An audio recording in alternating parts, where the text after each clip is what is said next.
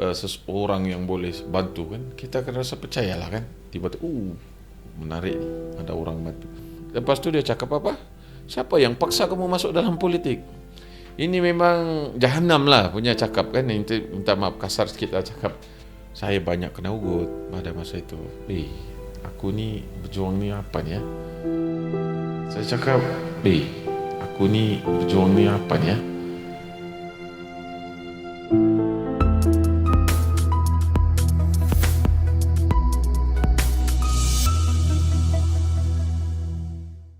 Assalamualaikum dan salam sejahtera. Anda bersama saya Fazlan dalam Bicara PRN 17 Sabah.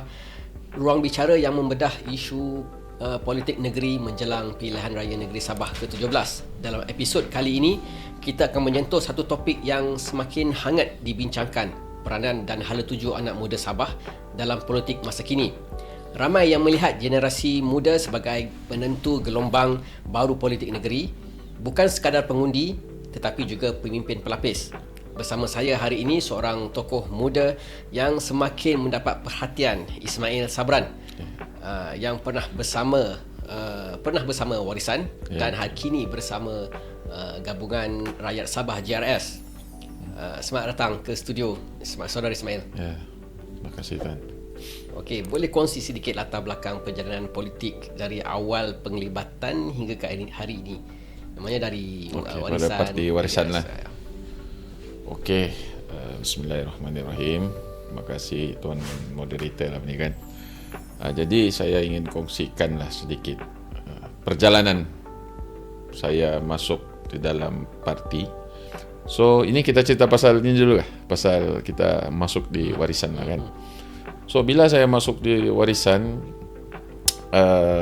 saya nampak masa tu Ketua Wira Dato' Aziz lah, dia panggil kelantangannya. Dato' Aziz ni cukup lantang ni kalau bercakap kan. Bercakap, termasuk juga Dato' Syafi'i Abdal. So saya belajar ikut masuk ke kampung, masuk ke sana sini untuk bawa manifesto, bawa janji-janji Warisan pada masa itu kalau jadi kerajaan. Jadi masa tu orang sokong lah, percaya semua. Masa tu bila? 2000 berapa Nas kita tu hari tu 2020. Tak, yang 2000 pilihan raya ni. Lupa sudah PRU 15. PRU 15 lah sekali dengan Sabah kan, PRU 15. So bila yang pertama ni Warisan bertanding, memang gempak lah. Memang gempak, kita sudah masuk kampung-kampung. Kempen pada awalnya memang rasa macam give up lah kan. Sebab parti baru. Tapi bila kita masuk dengan tim-tim lain masuk, dia ada satu aura. Mungkin pada masa itu orang sudah muak dengan Barisan Nasional kan. So kita ikut kempen apa semua. Saya pun tidak pandai ceramah berpolitik, auto jadi pandai bercakap. Dalam pentas orang boleh bercakap depan orang ramai, 5,000 orang, 10,000 orang. Padahal saya tidak ada pengalaman dalam politik untuk berucap ni. So bila saya masuk parti itu, pada awalnya okey lah. Bila saya masuk, terus saya tidak tahu ni ada unit UPPM apa semua ni. Saya bergerak je bagi bantuan orang, pergi bantu orang, pergi selesaikan isu-isu orang. Macam masalah air, ada minta air, ada masalah pokok, dia perlu kena tebang. Saya bergerak tanpa ada arahan, saya pergi saja. Masa tu saya sebagai timbalan Ketua Wira, belum lagi ada lantikan UPPM tu lah sebelum tu. So saya bergerak macam biasa. Saya buat inisiatif sendiri. Saya hubungi pihak majlis daerah, saya hubungi pihak-pihak macam bomba. Kalau ada yang masalah-masalah yang perlu diselesaikan lah. So bila terbentuk sudah unit UPPM tu, baru saya faham, macam ni kerajaan. So itulah bila masuk sudah, saya dilantik sebagai penyelia UPPM Balong. Untuk dapat tu pun, Allahu Akbar. Saya pun tidak tahu. Masa tu saya cakap semua pejuang-pejuang ni akan diberikan tempat lah. Saya pun tahu kan UPPM apa ni, UPPM ni, Unit Pemimpin Pembangunan Masyarakat. Time tu banyaklah yang melobi-lobi apa semua kan. Saya Saya memang tidak ada pengalaman untuk pernah nampak di dalam unit ni kan. Saya cuma nampak saya tulisan tu UPPM apa UPPM. Bila saya masuk di sana baru saya tahu oh ini fungsi dia, kerja dia macam ni. So bila saya masuk sana memang banyak perkara-perkara yang sudah mula apa ni keretakan lah. Pejuang-pejuang mula sudah bergaduh. So orang-orang dia pun minta tempat untuk unit UPPM ni. So Maknanya berebut jawatan lah. berebutlah jawatan daripada PH, lepas tu daripada warisan, kan semua yang minta tempat tu. So bila Datuk Osman Jamal masuk ke PKR baru ke warisan. Bila dia masuk ke sana warisan, berlakulah sudah perebutan, mula sudah konflik. So saya cakap mana ni orang-orang besar dalam parti ini. Benda begini pun tidak boleh diselesaikan. Maksudnya lupa bila sudah ada kuasa, sudah ada tempat, yang di bawah-bawah ni mula sudah macam tidak diatur. Maksudnya bila ada perkara-perkara begitu, sepatutnya ahli majlis tertinggi ataupun orang-orang atas ni turunlah untuk selesaikan benda ni. Memang pergaduhan juga, tengkar juga. Pertama tu lambat kena lantik. Sebab sini pun antar nama, sana pun antar nama. Biasalah. So situlah yang saya nampak mula keretakan tu. Saya cakap, kalau unit pun mau lantik sampai ada pertengkaran, macam mana mau sabar ni kan. So masa tu saya dilantiklah oleh Datuk Osman Jamal. Masa tu dia sebagai YB kan juga, situ dia sudah keluar, dia menyokong. So dia sebagai wakil rakyat dan Balong, dia ambil saya juga sebagai penyelia.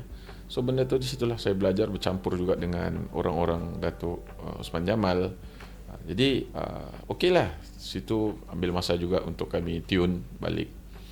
So masuk di sana di parti itu, mula sudah yang lain-lain ni pun marah. Kenapa tempat-tempat lain pun orang yang berjuang tiba-tiba dia di atas. Orang tiba-tiba kena disingkir, orang yang baru datang kena bagi jawatan. Ini fakta saya cakap. Tiba-tiba yang tak pernah nampak muka dia, tiba-tiba kenapa dia yang kena lantik, kenapa dia kena lantik ni kan? Kita yang berjuang ni macam mana? Situlah. Jadi benda tu bila kita masuk di dalam parti, dia cakap kita mau perubahan, kita support. Tapi bila kita sudah menang, lepas tu dia cakap apa? Siapa yang paksa kamu masuk dalam politik? Ini memang jahanam lah punya cakap kan. Minta maaf kasar sikit lah cakap. Memang jahanam lah. Bila waktu kau memanggil kita untuk masuk politik, mau bawa perubahan, kau merayu. Tapi bila sudah kita masuk di dalam, kau tidak bela kita, kau tidak bantu kita, kawan-kawan yang lain, kau cakap, siapa suruh kau masuk politik? Dalam politik ini tidak ada, saya tidak ada paksa kamu. Saya tidak ada janji kamu begini. Jadi saya pun, sebenarnya waktu hari itu, apa kamu cakap kan? Kamu cakap mau perubahan. Jadi kalau benda begini pun, benda kecil pun kamu tidak boleh bantu, tidak boleh settle kan. Apalagi janji yang 100 hari seperti Dato' Aziz cakap tu. Undi saya janji kau 100 hari, dia bilang. Bagi geran. Bagi apa lagi tu? Bagi geran, GZ kampung. Jadi masa tu, kita pun semangat lah.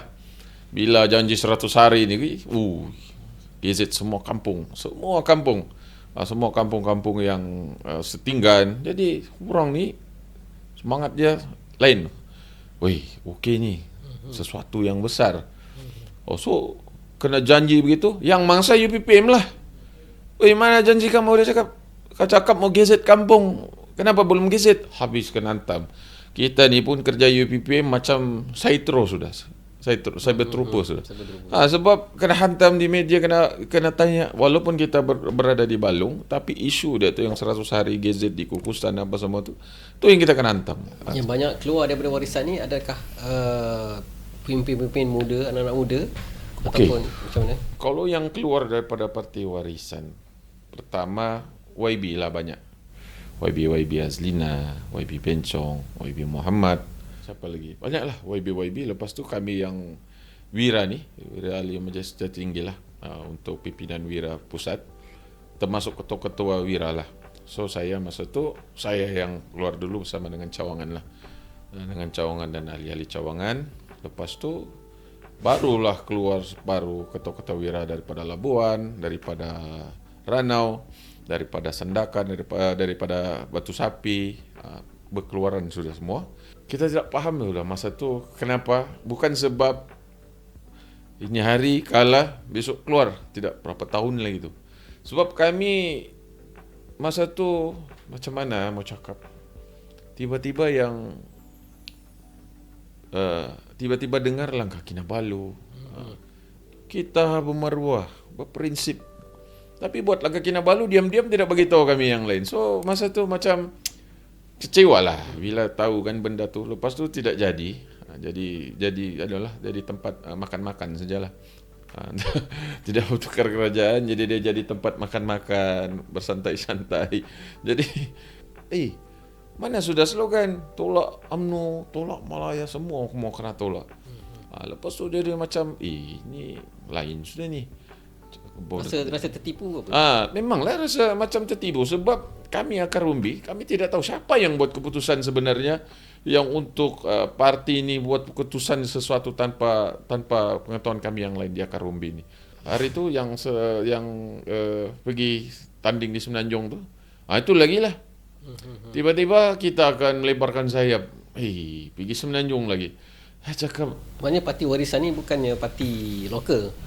Awalnya lokal lah. Memanglah lokal, Sabah Musabahan. Tengoklah logo parti pun berubah. Sudah hari itu ada sayap-sayap. Sekarang ada 2 sayap, pas ada bulat-bulat lagi. So, saya cakap, kenapa mau bawa lagi pergi Semenanjung? Kalau tadi Sabah macam Dubai, Sabah jalan bertingkat-tingkat, peluang pekerjaan banyak, lepas tu tiada masalah air, lepas tu banyak investor masuk sini, peluang pekerjaan banyak, barulah kita boleh lebarkan macam Singapura. Kalau kita jadi macam Singapura tadi, satu negeri yang maju, layaklah kita bawa parti tu pergi Semenanjung. Jadi adalah perkara yang orang boleh percaya. Sedangkan Sabah yang perlu dititik beratkan, yang perlu diberikan perhatian, sebab masa tu banyak isu asas yang tidak selesai lagi kan, sampai sekarang ni lah. Tapi kerajaan pada hari ini alhamdulillah sudah ada pelaksanaan lah. So masa tu saya nampak terlalu keinginan tinggi, sampai ada kawan-kawan cakap, ni kali dia cakap kita mau jadi Perdana Menteri lagi. La ilaha illallah. Saya cakap mau jadi Perdana Menteri. PKR berapa lama di dalam ni kan? PKR masuk pergi Sabah, masuk pergi Sabah. Berapa lama untuk tawan hati-hati orang Sabah ni sebenarnya? Lama, terlalu lama untuk orang masuk di sini. Mau dapat 1 kerusi pun setengah mati kan. So bila warisan yang baru 2 tahun, 3 tahun jagung ni, kau bawa pergi sana, bawa parti itu pergi Kedah dengan hashtag Unity. Bila di Semenanjung Unity, bila pergi Sabah selamatkan Sabah. Lepas tu gerak Solo lagi. Gerak Solo. Gerak Solo ni lah yang memakan diri sebenarnya masa tu kan. Saya pergi sana juga hari tu. Apa orang cakap? Bro, dia bilang, buat apa nak pergi sini bro? Lebih baik atur Sabah je lah. Kamu jalan masih teruk, air. Saya malu juga masa tu tuan. So saya saya cakap, apa yang saya boleh janji dengan seorang orang di Semenanjung ni kan? Sedangkan tempat kita belum selesai lagi. So biarlah pergi je lah. Apa ni? Cakap sajalah apa yang mau perubahan apa. Bagus kau ubah tu Sabah dulu, kasih cantik jalan, jam, lampu, elektrik, air semua kan. So bila datang sana, ujungnya tinggal 3 kerusi. Sudahlah Solo, tinggal 3 lagi kerusi. Apa lagi yang boleh dibuat? Kan? So kena tolak lah. Masa tu kena tolak sudah. Patutnya kamu tekankan di Sabah ni, pikir dulu orang-orang Sabah, anak-anak Sabah ni, macam mana mau bantu untuk pendidikannya, kan? Macam mana untuk selesaikan isu-isu air. Sebab Syafi'i cakap baru-baru ni, zaman warisan tidak ada dia cakap masalah air. Bohonglah, saya yang tukang ambil air. Saya sewa lori, saya cari tangki, letak, lepas tu ambil daripada jabatan air juga. So bohonglah kalau cakap Tapi cakap masa tu tiada masalah air, saya ada gambar, saya ada video. Kalau saya mau tunjuk boleh. Saya hantar air pun saya kena marah. Nah, masa tu unit kan. Tapi saya ambil inisiatif, saya bawa saya punya lori sendiri, kasih letak di tangki sebab jaga hati rakyat, begitulah kan. Jadi kita lihat kata isu pilihan raya dekat Sabah ni, menjelang pilihan raya di Sabah ni. Kita lihat Presiden Warisan Syafiq Abdal agresif turun ke ceramah-ceramah mengkritik kerajaan JRS dari segi isu bekalan air. Itu paling penting. Dan infrastruktur jalan dan kebajikan rakyat. Jadi itu yang naratif tu yang sering dimainkan. Pada pandangan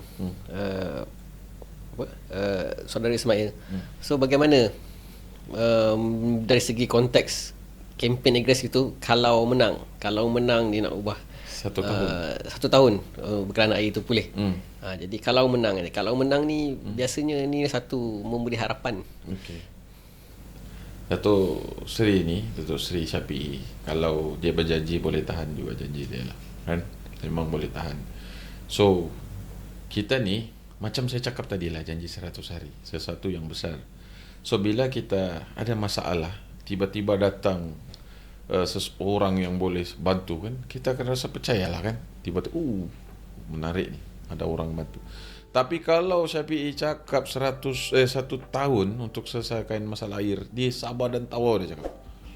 Saya cakap, dari mana lagi mau buat impangan ni? Sedangkan impangan JRS tengah buat in progress dan akan siap 2026. So saya cakap, masa tu semua jerit tetap warisan, dia cakap. Tetap warisan selesai. Sebab saya cakap 1 tahun. So saya cakap ini macam tidak masuk akal. Masa tu impangan di Cinta Mata waktu saya di UPPM, waktu warisan jadi kerajaan, pergi sana dengar taklimat saja. Time itu saya dengar taklimat dengan menteri, dengar taklimat, tiada progres pun. Betul, tiada progres. Tiada progres apa, dengar saya, ini air akan kita salur berapa juta, 1 liter setiap hari berapa juta. Tapi yang janjinya tu lagi, saya akan pergi cek semua jalan. Ada lagi jalan kan? Saya akan pastikan, dia bilang semua jalan di Sabah saya akan pergi, dia cakap. Mana yang tidak ngam, saya akan batalkan semua kontraktor. Gara-gara batal-batal ni lah yang masalah ni. Hari itu batalkan kontraktor konsesi jabatan air 6 syarikat untuk seluruh Sabah. Nah, habis semua, logi tidak dapat, mau lantik kontraktor baru yang tiada pengalaman lagi. Memang jadi isu lah, itulah jadi masalah air terus bermasalah. Sebab yang berpengalaman dibuang, ditukar, dibayar lagi pempasan berapa? 315 juta. Bukan sikit. Jadi 315 juta kalau dibagi dengan rakyat ataupun selesaikan buat loji-loji lagi ataupun upgrade lagi loji, kasih besar, mungkin ada benda yang lebih baik lagi, maksudnya kita terima lagi. Masa tu kita pun mengharapkan bila bertukar kerajaan ni semua selesai. Masa tu 100 harinya satu. Lepas tu sesuatu yang besar, tapi sama juga masalah air, masalah jalan. Banyaklah saya yang paling saya, pengalaman saya lah, yang paling teruk saya kena hantam buat jembatan Ranggu. Jambatan paling pendek dalam dunia.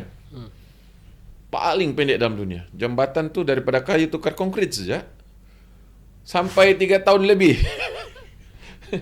Macam mana mau selamatkan Sabah? Kalau jambatan paling pendek macam mana mau cakap ni? Dia tu jambatan kira macam jambatan emas lah kali kan? Jambatan tu pendek saja tuan. Kayu dibongkar, tapi menyusahkan berapa ribu penduduk masa tu sebab terlalu lama. Patutnya selesai 8 bulan. Tukar kerajaan habis sudah, warisan jadi pembangkang. JRS yang baru dapat kasih selesai masa tu. Bayangkan, jembatan paling pendek dalam dunia. Tapi mau umum 1 tahun mau bikin kilang. Kalau semua kilang engineer 50,000 orang, memang menarik lah. Adakah janji-janji politik macam ni semua rakyat Sabah ni tahu ataupun macam mana? Diorang penyokong tegar penyokong tegar semua okey lah. tiada yang mustahil kalau penyokong tegar ni. Tiada yang mustahil kalau orang cakap lah. Tapi untuk rakyat yang di luar, yang apa ni, atas pagar, memang cakap seimbang lah, seimbang kari je ni. Mana ada boleh buat sampai 50,000 engineer, mau lahirkan 50,000 engineer. Kan, air 1 tahun, jalan saya akan jalan semua pergi tengok sedul jalan, pergi tengok jalan semua mana. Mana pernah pergi round tengok jalan? Waktu tu pun jadi ketua menteri, mana pernah pergi tengok jalan pun, pergi tengok sana sini jalan kalau betul. So ini janji ni, yalah kita pun faham dalam politik parti semua ada kekurangan. Tapi janji tu biarlah yang betul-betul masuk di akal, macam CRS kan. Bagi rumah SMJ pun orang warisan marah. Dia bilang apa bagi rumah, dia bilang itu bukan kejayaan. Kalau saya dikasih rumah percuma, saya pun mau. Kalau orang cakap kroni. Manalah Haji Ji berkroni dengan semua orang, ada dibagi orang Bajau, orang Dusun, orang Suluk, Bugis, semua dapatkan rumah-rumah SMJ ni. Takkanlah semua dia punya keluarga, satu sabah keluarga dia. Bila saya cakap sama orang, okey, apa waktu di warisan, apa bantuan beasiswa yang banyak atau inisiatif kerajaan pada masa itu? Tiada beasiswa saja. Bukan sama dengan Jaris. Dia banyak, kalau saya mau cerita banyak nih bantuan-bantuan untuk anak-anak muda ni. Itu nyata, betul, fakta. Tapi bila kita pula yang bermasalah jalan, dorang salahkan Haji Ji. Haji Ji dia bilang salah kerajaan. Pasal yang jalan Pen Borneo lambat siap lah. Siapa yang batalkan pada masa itu kan? So kalau itu dorang salahkan kerajaan Haji Ji. Tapi bila kita salahkan dorang pasal jambatan yang rusak, dia cakap salah kontraktor. Inilah dia punya spin gila-gila lah. Jadi bila Ismail keluar daripada warisan ni, soalan pertama, kenapa pilih JRS sebagai wadah baru dalam perjuangan politik ni? Okey, masa tu saya keluar. Saya sebenarnya masa tu, yalah kita ni berkorban daripada parti warisan kan. Nyawa saja saya tidak bagi tuan. Betul. Saya banyak kena ugut pada masa itu. Saya kena ugut oleh, kena ugut orang kita pun tidak tahu siapa. Masa itu saya terlalu berani, sehingga kan saya pun kena tegur oleh beliau saya. Jangan terlalu kuat, jangan terlampau kencang berbicara soal politik, apa lagi menekan kerajaan pada masa itu kan. So saya sudah nekat. Saya cakap dalam perjuangan ni memang semua ada ujian dia, ada dogan dia, kan? So bila saya berjuang di parti warisan, seolah-olah saya bawa diri saya, tapi tidak ada orang di belakang. Maksudnya hanya suara saya diguna. Saya berapa kali kena bawa pergi balai polis, kena ambil statement. Satu sekali keluar waran tangkap. Sebab saya bersuara pada masa itu untuk rakyat. Tetapi yang buat saya kecewa, bila saya kena tangkap, tiada kawan-kawan saya yang mau support bersolidariti ke, support saya pergi balai ke, bantu saya, biarlah saya teman ya. Kalaupun kena tangkap adalah kau boleh kasih tahu orang di rumah. So masa itu saya macam kecewa lah. Saya cakap, aku ni berjuang ni apa ni ya? Sepatutnya ada pucuk pimpinan telefon. Kenapa kau dibawa pergi balai? Kenapa kau kena tangkap? Sediakanlah peguam kan, untuk kalau saya kena reman.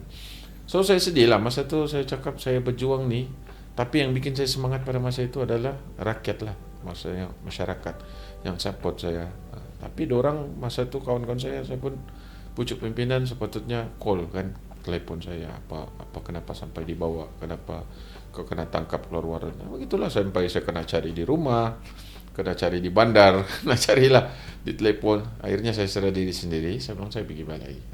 Apapun saya bekerja samalah pada masa itu sama pihak polis. So saya bertekad. Masa itu saya sudah jadi ketua wira Tawau, merangkap timbalan ketua wira negeri lah. So bila saya dapat jawatan tu, saya rasa tugas tanggung jawab saya lagi berat lah. Dengan keadaan masa tu saya kena korban, saya punya keuangan sendiri. Saya tak apalah, saya anggap perkara tu kira ialah berjuang untuk parti kan. untuk parti, untuk rakyat, untuk masyarakat. Saya tidak mau dicakap bila berjawatan tidak ada apa-apa pergerakan dibuat kan. Tak apalah, kita bisa pilihlah. Maksudnya berjuang saja, berjuang dan ambil usaha untuk rakyat ada program. So bila saya sudah masuk sana, mula sudah saya nampak, ini pun macam ada lain-lain sudah ni. Berpuak-puak sudah, berpecah-pecah sudah kan. Berpecah-pecah, ada side sini, ada side sini, ada side sini. Saya bilang, ini masalah nih. Kita ni mau pilihan raya lagi nanti kalau ada jatuh menjatuhkan, inilah yang akan rosakkan tu parti. So sebelum dia pecah lagi, makin teruk, lebih baik saya keluarlah. Bila sudah saya keluar, saya terbuka hati sudah, hari ini saya mau masuk JRS sebab saya mau fight untuk Sabahan. Sebab saya tidak boleh cakap yang, minta maaf sahabat, saya tidak boleh cakap yang saya ni, aku bilang kara nasional. Sebab saya mesti mau fokus saya punya negeri. Bila Datuk Seri Panglima Haji Ji, dia cakap mau fokuskan untuk Sabah ni, so saya mau bayar balik apa yang perkara-perkara yang dulu saya mau, macam bantuan pendidikan untuk anak-anak Sabah masa tu, ada di dalam JRS ni.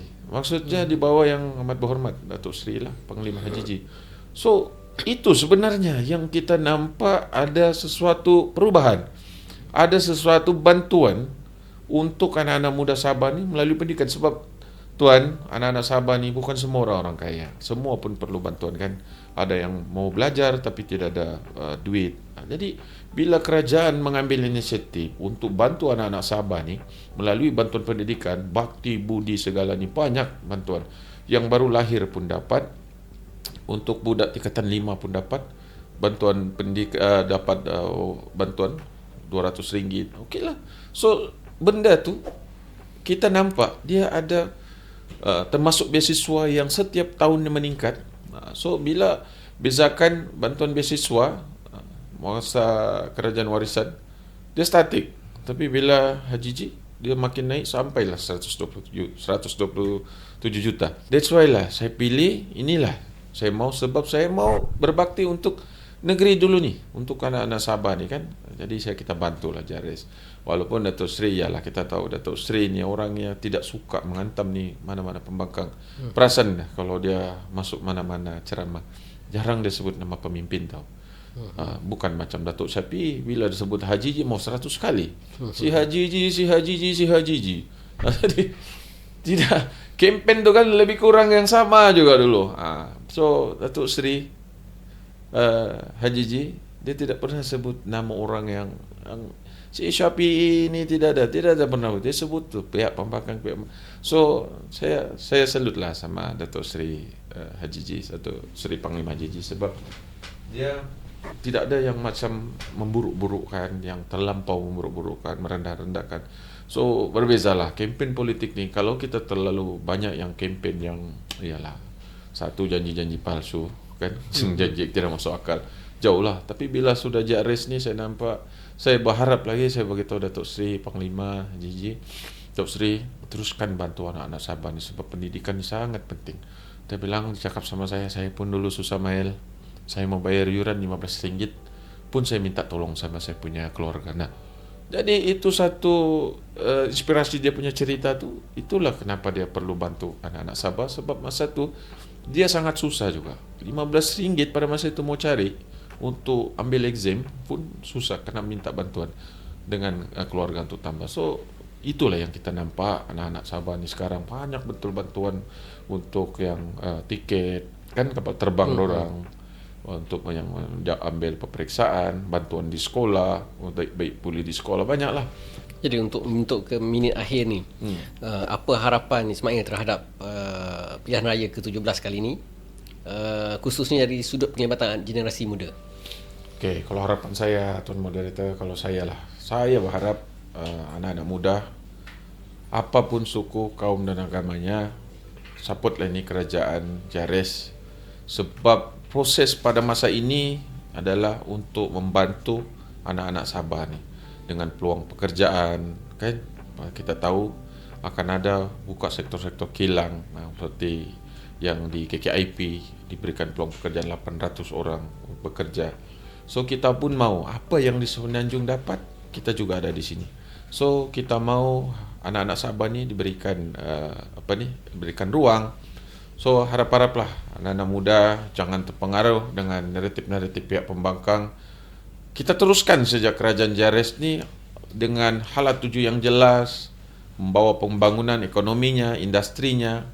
So bila anak-anak muda ni mempunyai pikiran yang waras dan memikirkan sesuatu yang baik di bawah kerajaan JRS ni, insya-Allah kerajaan pada hari ini akan terus membela anak-anak Sabah ni. Sebab banyak lagi sebenarnya kalau mau cerita usaha-usaha kerajaan JRS ni memang ke arah untuk bantu anak-anak muda. Jadi anak-anak muda kena bijak memilih lah. Jangan terikut-ikut dengan politik terlalu kebencian ni. Kadang-kadang dendam politik antara pemimpin ni, anak-anak muda pun terikut walau dorang pun tidak tahu sebenarnya ada dendam-dendam politik di bawah ni.